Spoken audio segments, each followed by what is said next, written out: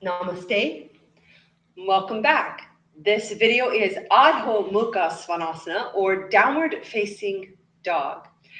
This posture is a forward fold. If you tend to have things like glaucoma or high blood pressure, hypertension, things of that nature, this posture would be something, of course, check with your physician about doing. But if you are going to do it, maybe do it in modified form or do it in just small increments. So go into the posture and come down, come into the posture and come down, not spending so much time where your head is inverted below your solar plexus. So we don't want to have that tipping too much.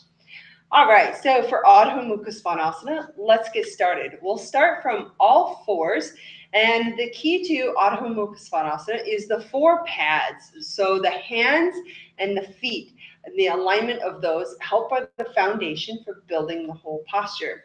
So here, if I start with all fours or a tabletop position, I do want to begin with the pads. So what I'm going to do is work on getting the whole hand sealed to the floor through the thumb, and this area here, I'm going to try and lock down. This is called Pada Bandha. So this region here, or the lion's gait, I'm going to see if I can get that to push smoothly down. And of course, all the fingers to touch and press down, much like I'm pressing on a hand imprint or maybe one of those clay things where you make for your hands. We're going to roll the inside of the first finger kind of in and down to close that. So I'm going to start by reaching the hands forward, rocking back on the heels of the hands and spreading the palms wide, getting as much space between the thumb and the pinky finger knuckle. So I get this nice and open. When I have that open, I'm going to roll forward and seal that space under the hand, pressing all the fingers down, and then take the first finger here, this first finger, and I'm going to gently roll it in and down towards the thumb. It's a pretty micro movement. That's going to connect to the heart space. From there, I need to find some good alignment. Wrist, under shoulders, and try not to push the eye of the elbow forward. So there is a slight bend to the eye of the elbow. So here I have wrist under shoulders, and then I'm going to work knees under hips. So there should be a good alignment from the knee and the hip space going directly vertical. Then with the toes curled under, the feet should be the same distance apart. So the knees are about hip distance apart, and so are the feet. Watch for the heels splaying in or out. Ideally, the toes would be directly down and the heels would be directly up. So here we're working to create that good alignment. Once I have this piece, I'm going to keep that. So I always like to say, keeping that. Find this instruction, do these pieces, keeping that, we move on. I need to work on the shoulder alignment next. So the tendency is the shoulders to come forward, the scapula, the shoulder blades to come off the back. So here I want to roll the shoulders down the back and bring the scapula towards the spine. So the head of the arm bones actually turn forward. The eyes of the arm bones are going to line up. This is the eye of the arm here, the elbow, or the eye of the elbow, and it's going to line up with this gait, not back. Let's see if you can see it. And not too far forward. I need to have this eye of the elbow line right up with the gait, or the lion's gait, of the space between the thumb and the first finger. So I'm going to pull the shoulder blades down the back, pull the shoulder blades in towards the spine, create that opening in the collarbones along the top of the shoulders. Then create a lift in the low belly, navel to spine, drawing that in. Tailbone roots down. So I must have all of these alignments in place. Low ribs pulling in, navel pulling in and back, low belly zipping, like zipping the tight hands, tailbones rooting down. From here, I can slowly begin to shift back. So what I'm going to do is first just kind of open the feet, stretch back to a downward pup. See if I lose any of my alignments. Bring the chest forward, open the shoulders, scapula to the spine, lift in the core, toes curled under. Then as I'm ready, on the in-breath, I'm going to begin lifting up and back with my core and my hips.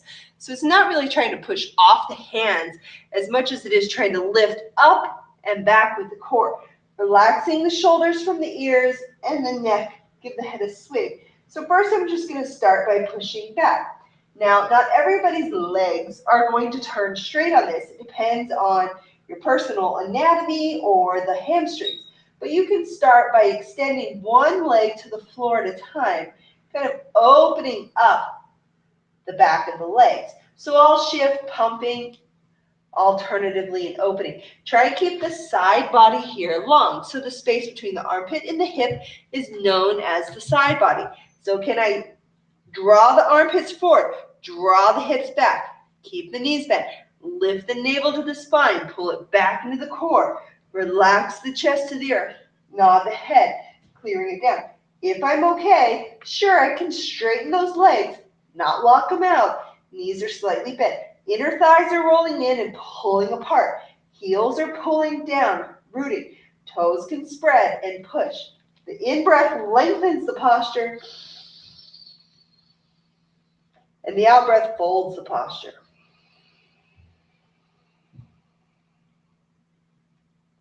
You can work the posture out as much as you need to, inhaling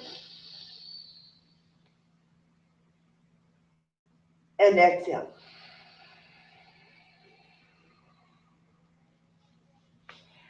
Adho Mukha Svanasana can be seen as much of a weight-bearing experience for the arms. Try to shift the mind a little bit and view the posture more as a forward fold from the legs with an extended torso and arms. So I'll show you again, and I'm going to show you the difference so you can kind of see it in the body between the weight going forward in the shoulders or the primary weight in mind back in the legs. So if I set up my posture, get my foundation, eyes at the elbows, toes curled under, inhale, lift up and back, and press back. Now, again, you can start with the feet wider if your legs are tight. Advanced posture or open legs would have the feet together. So you can always play in the middle. This is what it would look like with the weight in the hands. You can see most of my energy and my weight is in my chest and forward. And then if I take the energy from my chest to my belly, lift it up, and instead bring it down the legs. There's a power to the legs. The hands can technically become lighter and lighter. It's just an extending torso. Thighs are pulling back, head is nodding, no tension. Actions in the core and in the legs. As you complete, return down to your knees, or you, of course, can return to a cat-cow position or take a child's pose. This is Adho Mukha Svanasana. If you have any questions, please feel free to ask. Namaste.